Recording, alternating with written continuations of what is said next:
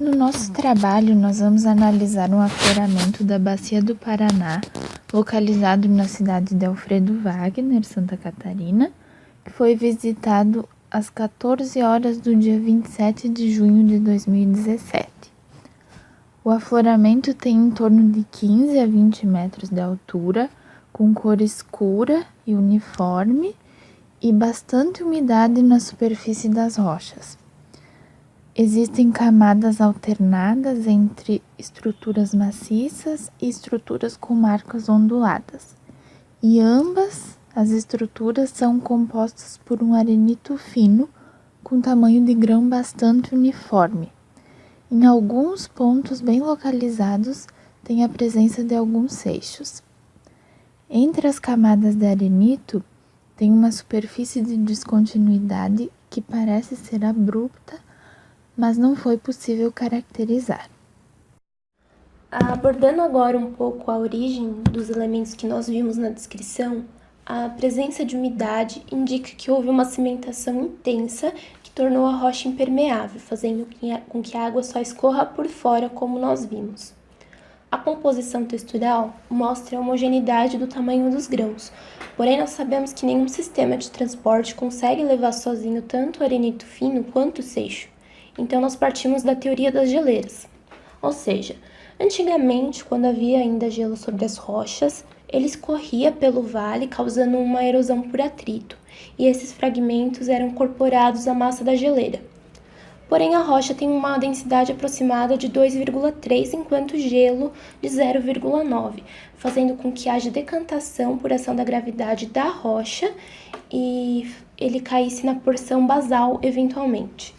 Então, aquele iceberg que se desprende da geleira, em algum momento depositaria um sedimento no leito, ou mesmo o próprio avanço e recuo da geleira, por causa da época quente e fria, levaria todos esses sedimentos que nós estamos vendo, os seixos e areia fina, para o lago, causando um aporte sedimentar.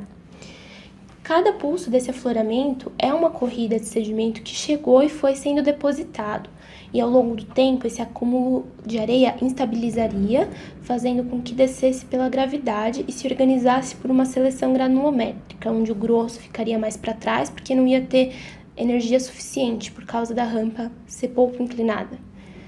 A argila, no caso, nós não vemos, então ela poderia entrar em suspensão e ter sido depositada mais longe, ou então não teria argila na origem, mas isso a gente não pode afirmar. Então a gente diz que realmente a origem de pulsos dessa estrutura está relacionada a uma areia que veio com uma velocidade qualquer e foi diminuindo o suficientemente para depositar nessa região. Nós vimos também essas diferentes estruturas, a maciça e a ondulada, o que nos indica a presença de tração. A ondulada, principalmente, nos diz também que tem uma corrente associada, ou seja, houve um fluxo turbulento que não conseguiu sustentar a partícula, que caiu e formou essas estruturas, né, dependendo da velocidade de fluxo ou do aporte de sedimentos. Então, essas diferentes estruturas que nós estamos vendo são causadas por variação de energia dentro de um processo de sedimentos descendo por uma rampa associado aos degelos da geleira. Sob o ponto de vista do sistema petrolífero, se ignorarmos a alta cimentação do afloramento e considerarmos uma cimentação branda, ou seja, com permeabilidade, o afloramento seria um reservatório com pouca variação de tamanho de grãos.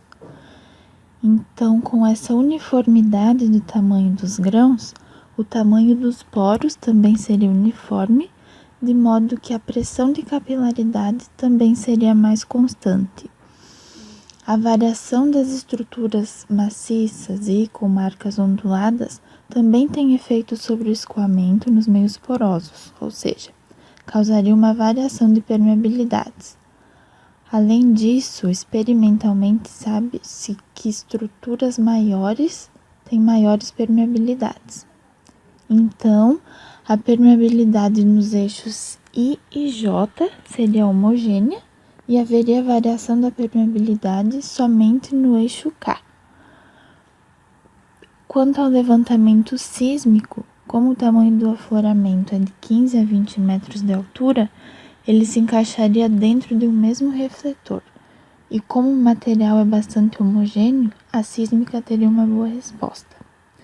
Já os seixos localizados em alguns pontos só seriam descobertos por meio de testemunhagem. Considerando o afloramento do jeito que está, com alta cimentação, ele poderia ser considerado um selo e não um reservatório.